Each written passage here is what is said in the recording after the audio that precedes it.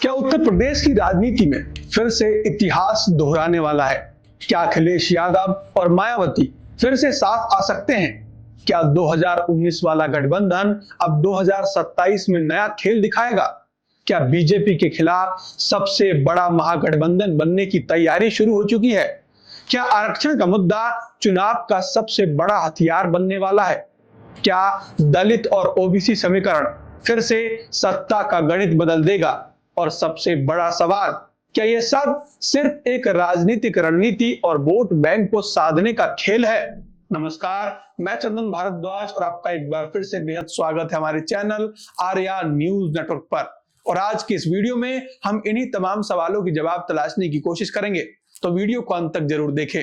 उत्तर प्रदेश की राजनीति एक बार फिर गर्मा चुकी है और इस बार केंद्र में है समाजवादी पार्टी के प्रमुख अखिलेश यादव, जिन्होंने अपने हालिया बयान से सियासी गलियारों में हलचल मचा दी है।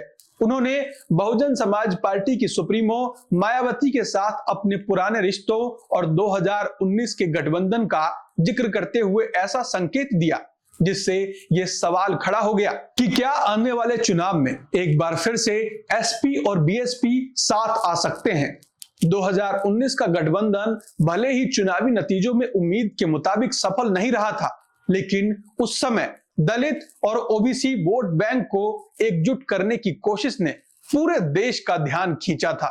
और अब जब अखिलेश यादव उस गठबंधन की याद दिलाते हैं तो ये सिर्फ एक बयान नहीं बल्कि एक राजनीतिक संकेत माना जा रहा है, खासकर ऐसे समय में जब उत्तर प्रदेश की राजनीति में जातीय समीकरण और सामाजिक न्याय के मुद्दे फिर से केंद्र में आ गए हैं। अखिलेश यादव का यह बयान ऐसे वक्त में आया है जब राज्य में आगामी चुनावों को लेकर सभी दल अपनी अपनी रणनीति बनाने में जुटे हैं और इसी बीच उन्होंने मौजूदा सरकार पर भी जोरदार हमला बोला है। उन्होंने आरोप लगाया कि पिछले 9 सालों में सरकार ने आरक्षण व्यवस्था को कमजोर किया है और दलितों, पिछड़ों और वंचित वर्गों के अधिकारों को छीना है। इतना ही नहीं, उन्होंने तंज कसते हुए कहा कि जो सरकार लोगों के अधिकार छीन रही है वही अब दिखावे के लिए बाबा साहेब डॉक्टर भीमराव अंबेडकर की प्रतिमा पर छतरी लगाकर सम्मान दिखाने की कोशिश कर रही है। इस बयान के जरिए अखिलेश यादव ने सीधे तौर पर भाजपा को निशाने पर लिया है और यह संदेश देने की कोशिश की है कि उनकी पार्टी सामाजिक न्याय की असली लड़ाई लड़ रही है। अब सवाल यह उठता है कि क्या यह बयान सिर्फ एक राजनीतिक हमला है या इसके पीछे कोई बड़ी रणनीति छुपी हुई है। राजनीतिक विश्लेषकों का मानना है कि अखिलेश यादव का यह बयान कई स्तरों पर काम कर रहा है। एक तरफ वो अपने कोर वोट बैंक यानी ओबीसी और मुस्लिम मतदाताओं को मजबूत करने की कोशिश कर रहे हैं, तो दूसरी तरफ दलित वोट बैंक को भी आकर्षित करने का प्रयास कर रहे हैं, जो परंपरागत रूप से बीएसपी के साथ जुड़ा रहा है। ऐसे में मायावती के साथ गठबंधन का संकेत देना एक बड़ा दाव हो सकता है। हालांकि यह भी सच है कि एसपी और बीएसपी के बीच का रिश्ता हमेशा से उतार चढ़ाव भरा रहा है। 1995 का गेस्ट हाउस कांड आज भी दोनों पार्टियों के बीच अविश्वास की सबसे बड़ी वजह माना जाता है, लेकिन राजनीति में कोई भी स्थायी दोस्त या दुश्मन नहीं होता और समय के साथ परिस्थितियां बदलती रहती है। 2019 में भी दोनों दलों ने अपने पुराने मतभेद को भुलाकर गठबंधन किया था ताकि भाजपा को चुनौती दी जा सके।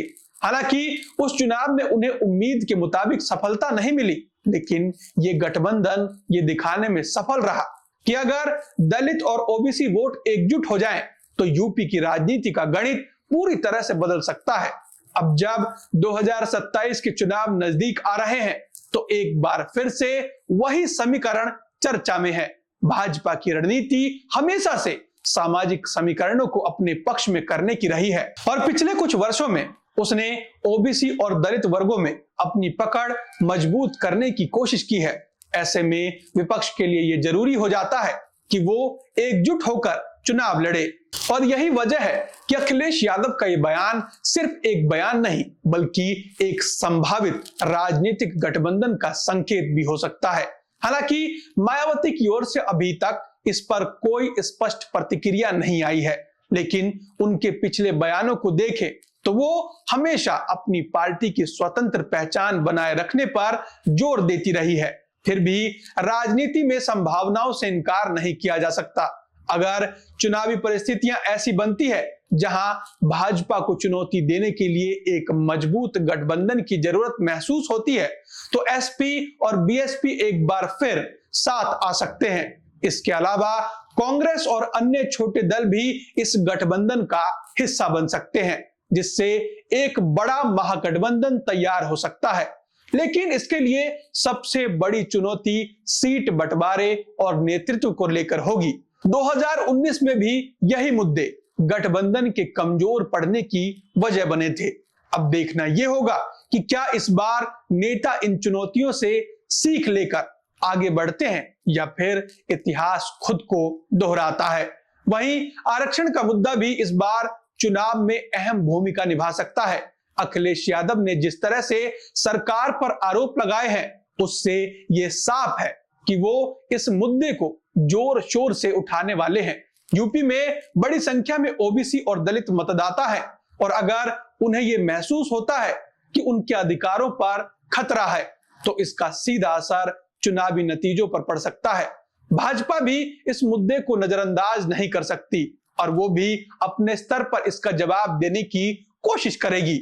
ऐसे में आने वाले समय में आरक्षण और सामाजिक न्याय का मुद्दा और ज्यादा गरमाने वाला है। कुल मिलाकर देखा जाए तो उत्तर प्रदेश की राजनीति एक बार फिर से दिलचस्प मोड़ पर खड़ी है। अखिलेश यादव के बयान ने कई सवाल खड़े कर दिए हैं, और आने वाले दिनों में इन सवालों के जवाब ही तय करेंगे कि राज्य की राजनीति किस दिशा में जाएगी। क्या एसपी और बीएसपी फिर से साथ आएंगे? क्या एक नया महागठबंधन बनेगा? क्या भाजपा अपने वर्चस्व को बरकरार रख पाएगी, या फिर विपक्ष बड़ा उलटफेर करने में सफल होगा? इन सभी सवालों के जवाब समय के साथ सामने आएंगे, लेकिन फिलहाल इतना जरूर कहा जा सकता है कि उत्तर प्रदेश की राजनीति में एक बार फिर से बड़ा खेल शुरू हो चुका है, और इस खेल में हर बयान, हर रणनीति और हर गठबंधन का असर बहुत गहरा होने वाला है।